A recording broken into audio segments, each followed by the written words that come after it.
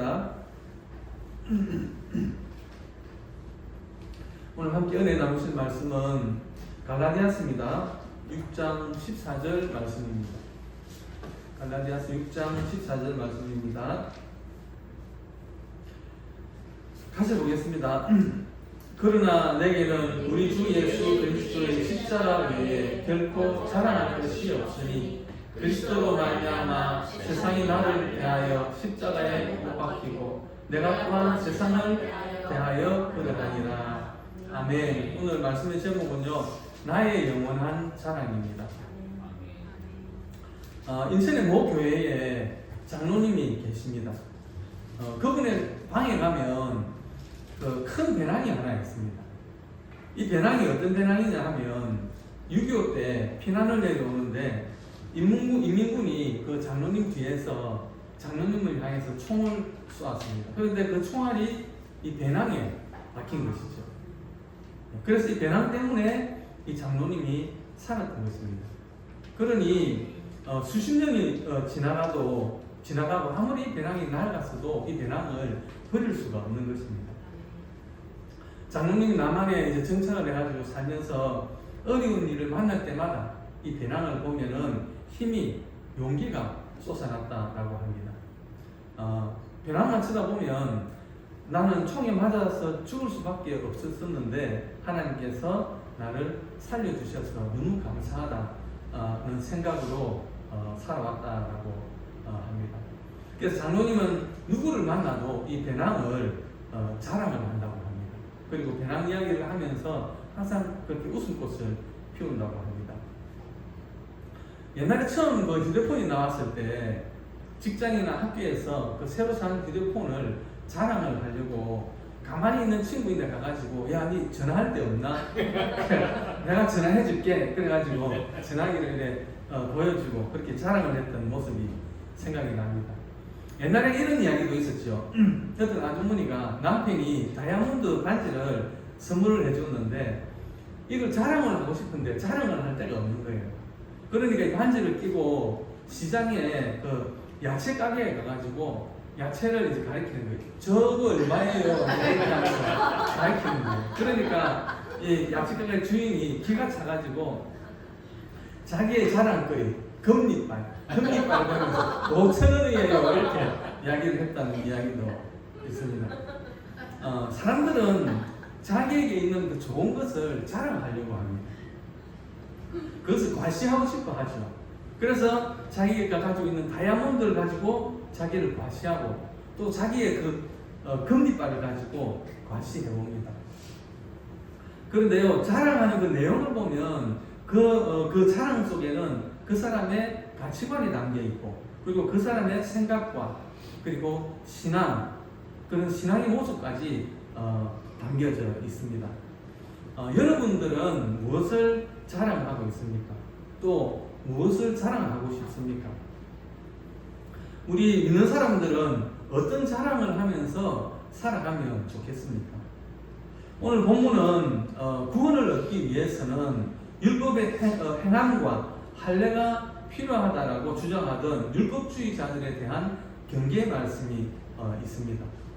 구원은 인간의 행위로 되는 것이 아니라 예수님의 십자가에 대한 믿음만으로 구원에 이른다는 그런 내용입니다. 그러면서 사도 바울은 자기의 자랑거리가 있다라고 이렇게 고백을 합니다. 오늘 본문에 이렇게 기록이 되어 있습니다. 그러나 내게는 우리 주 예수 그리스도의 십자가 외에 결코 자랑할 것이 없으니 라고 했습니다. 또 고린도전서 2장 2절에 보니까요, 내가 너희 중에서 예수 그리스도와 그가 십자가에 못 박히신 것 외에는 아무것도 알지 아니하기로 작정하였습니다 라고도 말을 했습니다. 사실 이 사도 바울은 자랑할 것이 참 많은 사람입니다. 우리가 잘 알다시피 그는 정통 유대인입니다. 또 유대인들이 그토록 가지고 싶어하는 로마 시민권도 가지고 있는 사람입니다. 또 그 당시에 최고의 교육기관인 가마니엘 문화에서 공부를 한 사람입니다. 또 종파적으로는 바리새인 중에 바리새인이었습니다. 그리고 주의 환상과 그 계시 가운데 셋째 하늘을 보고 왔습니다. 그러니까 영의 눈이 열려가지고 천국도 보고 온 사람입니다. 이렇게 바울은 자랑할 것이 참 많은 사람이었습니다. 그러나 지금 그는 과감하게 선언하고 있습니다. 예수 그리스도와 그 십자가 외에는 자랑할 것이 없다라고 고백하고 있는 것입니다. 빌보스 3장 8절부터 9절에도 이렇게 고백을 하고 있는데요. 우리 같이 한번 보겠습니다. 또한 모든 것을 배로 여기면 내 주 그리스도 예수를 아는 지식이 가장 오산하기 때문이다. 내가 그를 위하여 모든 것을 잃어버리고 배설물로 여기면 그리스도를 얻고 그 안에서 발견되려 함이니 내가 가진 의는 율법에서 난 것이 아니요 오직 그리스도를 믿음으로 말미암은 것이니 곧 믿음으로 하나님께로부터만 의라. 이 말씀은 그리스도를 알고 그리스도를 얻기 위해서 모든 것을 배설물로 여긴다는 것입니다. 그만큼 사도 바울에게 있어서 예수 그리스도는 소중한 분이었습니다. 그리고 오직 예수님의 십자가만 자랑한다는 것입니다. 도대체 바울이 그토록 자랑하고 싶은 십자가는 무엇입니까? 그가 가진 모든 것을 배설물로 여기면서까지 자랑한 십자가가 무엇입니까? 십자가는 그 당시에 최고로 고통스럽게 사람을 죽이던 사형틀이었습니다. 십자가형은 원래 카르타고의 그 사형 제도였습니다. 민족의 반역자나 극악무도한 그 사형수들을 처벌했던 제도였습니다. 카르타고에는 흉악한 죄인이 거룩한 땅을 밟고 죽으면 그 땅이 오염이 된다라는 설이 있어가지고 죄인을 나무에 달아서 그렇게 죽였습니다. 십자가형의 그 고통은 말할 것도 없고 죽으면서까지 또 자기의 처참하고 참혹한 모습을 사람들에게 보임으로 구경거리가 되고 그리고 죽은 후에는 새들이 그 시신을 뜯어먹도록 내버려 두었습니다. 이렇게 고통스럽고 혐오스러운 것이 십자가였습니다. 그래서 이 십자가형은 저주와 그리고 형벌의 상징이 되었습니다. 패배와 치욕의 상징이었습니다. 그러나 바울은 이러한 혐오스러운 십자가를 담대하게 선포하고 있습니다. 오늘 본문에서 말씀했듯이 그러나 내게는 우리 주 예수 그리스도인 십자가 외에 자랑할 것이 없으니라고 말을 하고 있습니다.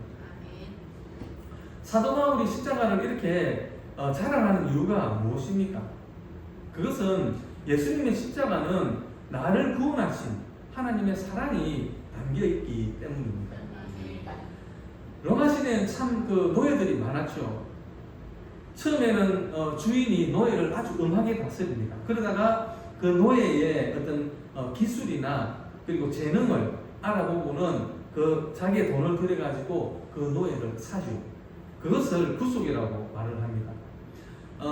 한문으로는 보면 구원할 구자에 속죄할 속자를 써서 대가를 지불하고 죄인을 구원해 내는 것이라고 이렇게 되어져 있습니다. 즉 누군가를 대해서 값을 치루어 줌으로 구원한다는 의미입니다. 히브리어로는 용서와 화해와 그리고 해방의 뜻을 담고 있습니다. 더 쉽게 말하면 누군가의 저당 잡힌 집이나 땅이나 그 소유권을 몸값을 치르고 자유를 되찾아주는 것을 말하는 것입니다. 우리가 원래는 하나님의 것이었습니다. 그런데 죄의 노예가 되어가지고 죄에 팔려버렸습니다. 그것을 예수님께서 십자가에서 대가를 지불하고 다시 사들이는 것을 구속이라고 말하는 것입니다. 사람들이 노예가 되는 경우는 크게 세 가지가 있는데 첫째는 전쟁을 해가지고 전쟁에 져서 노예가 되는 경우가 있고 또 하나는 부모가 노예이기 때문에 태어나면서 그냥 노예가 되는 사람이 있고 또 하나는 본인이 방탕한 생활을 해가지고 빚을 갚지 못해가지고 노예가 되는 경우가 있습니다. 호세아 3장을 보면 호세아가 그 노예가 된 아내를 다시 사온다는 이야기가 나옵니다. 고멜이라는 여자가 호세아의 아내입니다. 고멜은 이남 일녀의 자녀를 두고도 바람을 피웁니다. 그래서 다른 남자를 따라다니다가 비참한 신세가 되죠. 결국에는 노예 시장에 팔려 나오는 그런 신세가 됩니다. 이제 스스로의 힘으로는 노예 상태에서 벗어날 수가 없습니다. 누군가에게 팔려가서 짐승처럼 짐승 취급을 받다가 그렇게 죽을 수밖에 없는 그런 처지입니다. 호세아는 남편이지만 아내를 데려올 수 없습니다. 왜냐하면 고멜은 노예이기 때문에 그렇습니다. 남편이라도 노예는 마음대로 데려올 수가 없는 것입니다. 그래서 호세아는 언을 5개 하고 보리 한 호멜 반을 주고 고멜을 다시 데리고 옵니다. 이것이 구속인 것입니다. 우리 인간은 태어나면서부터 죄의 노예입니다. 아담과 하와가 지은 죄의 피가 우리 몸에 흐르고 있기 때문입니다. 죄인은 이 세상에서는 감옥에 가야 되고, 그리고 영적으로는 하나님 앞에서 지옥에 가야 합니다. 이렇게 처음부터 죄인인 우리를 주님께서 십자가의 보혈로 다시 살리셨습니다. 죄의 종된 자리에서 십자가의 보혈로 구속해 주셨습니다. 성경에서는 우리의 상태에 대해서 다 죄의 종이라고 말씀을 하고 있습니다. 요한복음 8장 34절에 보니까요, 예수께서 대답하시되 진실로 진실로 너희에게 이르노니 죄를 범하는 자마다 죄의 종이라라고 했습니다. 우리는 다 죄의 종이었습니다. 죄의 노예였습니다. 그런데 이런 죄에서 죄의 종에서 풀려나기 위해서는 대가가 필요했습니다. 그것은 죄가 없는 분의 죽음입니다. 하나님이 정해놓으신 법이 있죠. 그것은 죄의 싹은 사망이라는 것입니다. 누구든지 죄를 범하면 죄의 종이 되어서 살다가 지옥에 가게 되는 것입니다. 그 죄의 종에서 풀려날 수 있는 유일한 방법은 누군가가 나 대신에 죄의 값을 치러 주어야 합니다. 그것도 죄가 없는 사람이 대신 죄의 값을 지불해 주어야 합니다. 그런 분은 오직 한 분밖에 없습니다. 완전하신 하나님이면서 완전한 인간이신 분이어야 합니다. 그런 분이 바로 하나님이시지만 사람이 되신 예수님이십니다. 죄 때문에 죽어야 마땅한 나입니다. 죄 때문에 지옥으로 떨어질 수밖에 없는 나입니다. 그런 나를 위하여 하나님께서 예수님으로 인간의 몸을 입고 이 땅에 오셔서 십자가에서 나를 대신해서 죽어주신 것입니다. 이것이 바로 하나님의 십자가의 사랑입니다. 바른 신앙은 이 하나님의 십자가 사랑을 알고 믿는 것입니다. 알기만 하는 것이 아니고 내 것으로 받아들여야 합니다. 그래야 그 십자가 사랑이 나의 것이 되는 것입니다. 신앙은 나의 마음으로 믿는 것입니다. 입술로 많은 사람들 앞에서 고백하는 것입니다.